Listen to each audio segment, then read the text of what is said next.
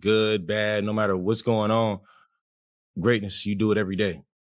You show up every day and you make it happen every day. Zion Williamson, he will miss an extended period of time with a right adductor injury. I need you to lock in for a second, because what I'm about to break down might be one of the wildest twists the NBA has seen in a long time. Reports are coming out that insiders around the league genuinely believe the New Orleans Pelicans are ready to take first decent and reasonable offer for Zion Williamson. That's the type of headline that makes the entire basketball world stop and stare. We're talking about the #1 pick in the 2019 draft, a two-time All-Star, and a forward who was hyped up as the most electrifying and powerful player to hit the league since LeBron James. He's going to be reevaluated in three weeks. And interim head coach James Borrego spoke last night about the upcoming absence of Zion. Talent is more of a natural thing. Like, you can look at somebody and go, okay, they're really talented. Greatness is every day. Greatness is when you don't want to do it, when you want to do it. If you're facing crazy adversity, good, bad, no matter what's going on, greatness, you do it every day. You show up every day and you make it happen every day. One of the strongest natural athletes we've ever watched, and now the Pelicans are acting like they're ready to move him like he's just another clearance rack piece. It sounds unreal, but that's exactly the energy coming out of New Orleans right now. But here's where everything flips, because this next part doesn't even feel real. This season was supposed to be Zion's reset moment, the chapter where everything finally clicked. He showed up looking like a brand new version of himself, lean, cut, and locked in like someone who went through a full transformation. His whole look was so different, people were joking that he must have found some miracle slimming plan. We're talking close to 50 pounds gone. He looked lighter than he did back at Duke, and even his own teammate came out saying he had never seen Zion this slim in his career. And the crazy thing, in those first 10 games, Zion wasn't just good, he was cooking, playing with explosive energy, attacking with confidence, and looking like the superstar everyone expected. So what changed? How did we go from Zion is finally healthy and dialed in to, we'll take the first offer that comes in? The switch up makes zero sense until you zoom out and look at the full picture, and that's exactly what I'm breaking down in this video. Once you see the choices the front office made over the summer, you're gonna need a seat, because the moves they pulled are some of the strangest decisions we've seen from any franchise. Because of those decisions, the Pelicans might be so boxed in that moving Zion could be their only escape route. And yes, we're digging into which teams could actually take a real shot at trading for him. They have tried just about everything. They have changed training staff. They have changed chefs. They have changed coaches. Yeah, he looks good right now. He's slimmer than I've ever seen him during the summertime, which is always a really good sign. And I just feel like he's in a really good place mentally. One of these teams is sitting in full championship mode right now, and hearing their name involved in this situation is going to shock a lot of NBA fans. So let's rewind back to September, because believe it or not, the Pelicans' vibe was actually positive for once. Zion showed up to media day and had everyone stunned into silence. He looked like he rebuilt himself from scratch after a serious grind all summer longs. Coach Willie Green couldn't stop showing love, saying, "I saw his work this summer, his attention to his body, his conditioning. He wants to be available for his teammates." That kind of energy had the whole building buzzing like something special was on the horizon. According to the beat reporters, here's how it all came together. While Zion was rehabbing his hamstring from last season, he sat down with Pelicans trainer Daniel Bowe, and the two had a real honest moment. Bowe told him straight up, "Zion, we gotta lock in when you come back. We need you stronger than ever." And from there, they built a whole new grind, boxing sessions, football-style field drills, fresh routines, everything built to reshape Zion's entire approach. Zion even trained with Teresa Weatherspoon, a 5-time WNBA All-Star who previously coached with the Pelicans. And when Zion talked about the process, he kept it simple. He said it feels good to be good. That's how locked in he was, and that's why what's happening now feels so shocking. Zion even told reporters, "I haven't felt like this since college or high school," and going into the preseason, he really shocked the whole basketball world. But I think the pathway forward with Zion is continue to support him, like James Borrego said, and continue to try to exhaust all pathways to get him into a space where he can be the dominant player. I got it checked out and got that great news. Not great news, but it wasn't what I wanted to hear. A unique contract. It's a low-risk move if you are one of those teams out there, as I said, where you're not sacrificing draft picks and significant players on your own roster. Sports Illustrated even reported that he shot a wild 82% from the field during the preseason stretch. In that final tune-up game, he dropped 18 points on 9 for 11 shooting against Orlando, and the hype started moving like crazy. But what really had people talking wasn't just the scoring, it was how sharp he looked. His movements were quicker, his bounce was back, and fans were hyped like they were finally watching the Zion they'd been waiting years to see. Even the media started to believe the comeback was real. People were talking like this might finally be the turning point. But the story flipped fast, just like those summer videos we see every year of Ben Simmons doing free throw drills. Everything felt brand new, until the same old pattern pulled right back around. The injury questions, the conditioning conversations, suddenly that whole cycle rebooted the moment the real season got underway. And within just a few weeks, the nightmare that Pelicans fans know way too well showed up again. To really understand it, we gotta run through some numbers. And fair warning, these stats are tough to hear. According to NBA.com, since Zion was drafted first overall in 2019, he's only played 45% of all Pelicans games. That means the #1 pick has missed more than half of his team's games across 6 years. That's not just injury trouble, that's borderline part-time availability. He's drifting into this Kawhi-type rhythm, except without the championships to soften it. And according to RotoWire, Zion has actually logged fewer career minutes than Paolo Banchero. Let that sink in. Paolo entered the league 3 years after Zion, and he's already played more NBA basketball. That's how rough Zion's availability has been, and it puts the whole situation into perspective. And this season was supposed to be different, right? Zion slimmed down, tightened up, got back in top shape, so naturally fans thought this was the year everything finally held together. But nope. First he missed games with a bruised foot, then he picked up a hamstring issue that kept him out 8 straight games. He returned on November 19th, looked strong for a handful of matchups, and then, boom, another setback.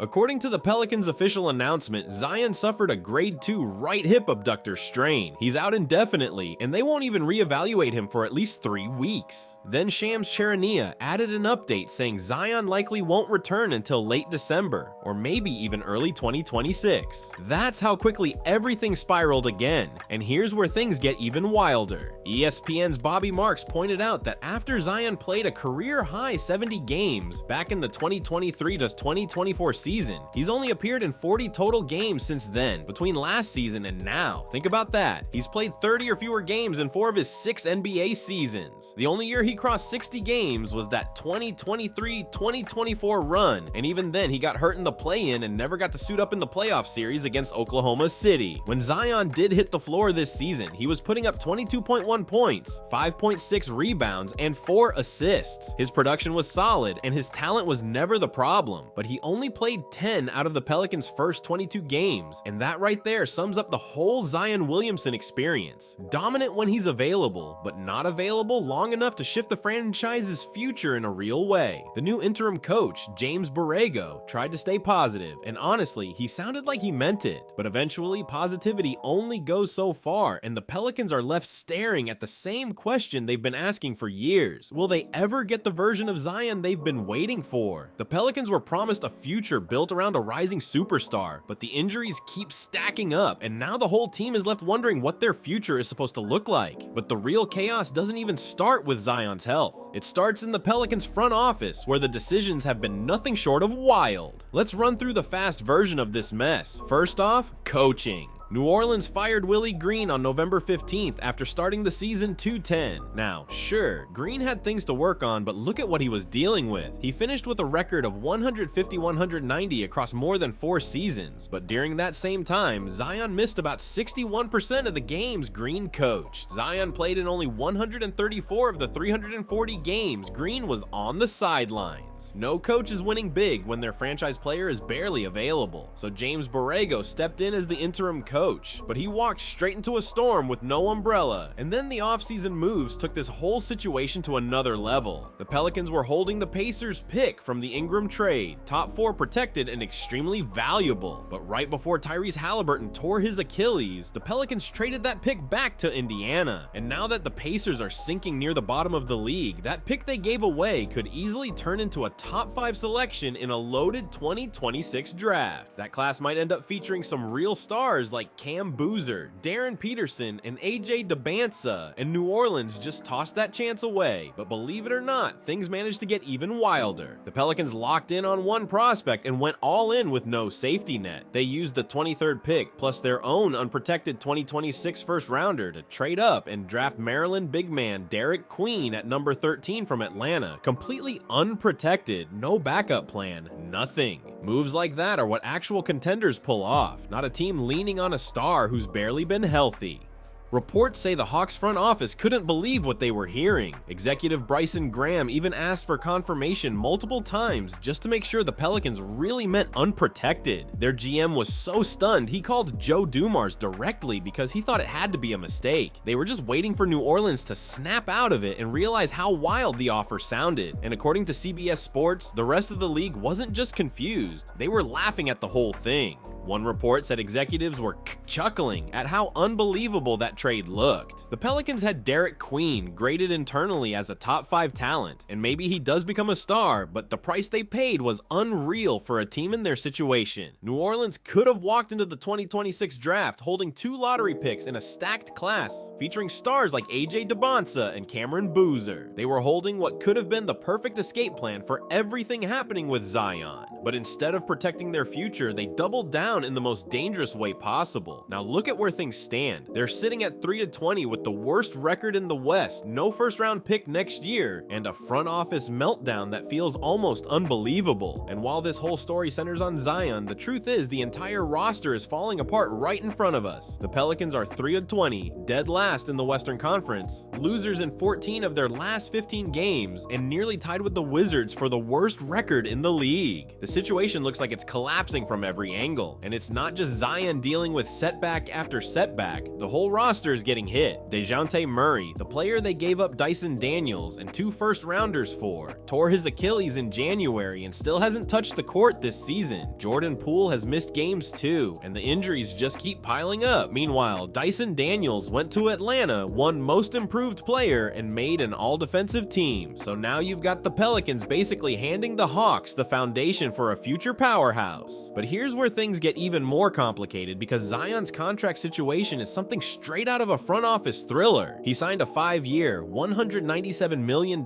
extension back in 2022, but because he missed more than 22 games last season, the final 3 years became non-guaranteed. That means, in theory, the Pelicans could waive him this offseason and owe absolutely nothing. That's probably not happening, but the fact that it's even on the table gives any team interested in Zion some serious flexibility. He's earning $39 million this season, then $42 million, then $44 million across 2026, 2027, and 2027, 2028. That's big money, but those non-guaranteed years make him way more tradable than people realize. That's exactly why the Pelicans feel boxed into a corner. They're stuck with a star who isn't consistently available, yet he still has enough value for teams to take a gamble. So here's the real challenge: Zion's trade value. What team is giving up major assets for a player who has missed over half of his career games? He's never stepped foot in the playoffs. He doesn't shoot threes. He isn't a top-tier defender. And when he's hurt, he becomes a nearly $40 million roadblock in the cap sheet. But here's the twist: when he is healthy, he's a top 20 talent. Easy. That's the gamble some teams might be willing to take. So which franchises are bold enough or desperate enough to pick up the phone and actually try to trade for Zion Williamson? There are a few teams where the fit makes real sense, so let's run through them. The most eye-catching option? The Golden State Warriors. They've already been linked to Zion and other Pelicans players like Herb Jones and Trey Murphy. And on the flip side, New Orleans has shown serious interest in Jonathan Kuminga. Golden State is sitting on a package that could make a real deal happen. They've got Kuminga locked into a 2-year, $46.8 million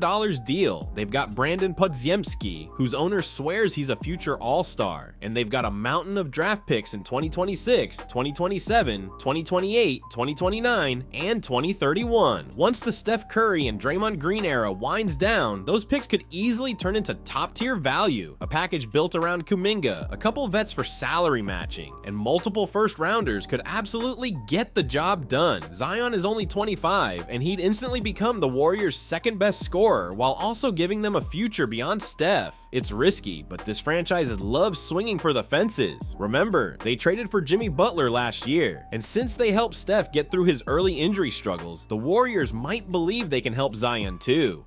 Next up, the Sacramento Kings. They're sitting at 5-16, clearly desperate for a shakeup, and they're known for grabbing talent fast whenever it's available. Zion fits that wild, take-a-chance energy perfectly. They've got trade chips like Zach LaVine or Domantas Sabonis to help match salaries, and while it might not be the smartest move long-term, the Kings have never been scared to roll the dice. Then we've got the Charlotte Hornets. Zion was linked to them recently, and the idea of a LaMelo Ball-Zion duo would be crazy to watch when both are healthy. The catch? LaMelo already deals with his own injury issues, so pairing him with another star who misses time could get messy fast. But if the basketball gods actually let them stay on the court together, the highlights would be unreal. Charlotte could easily build a package around Colin Sexton's expiring deal, some young pieces, and a couple of picks. And the move would basically be a hometown return for Zion since he grew up just across the border in South Carolina.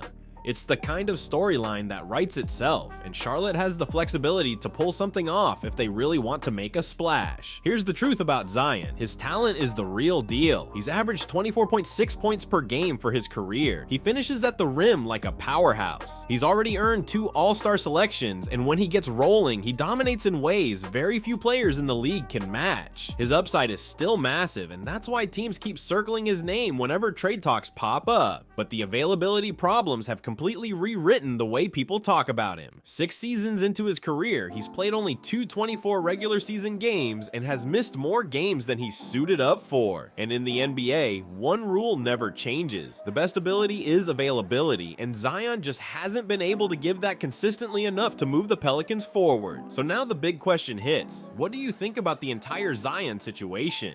Does he need a fresh start with a new franchise, or should the Pelicans try one more time to make it work before blowing the whole thing up?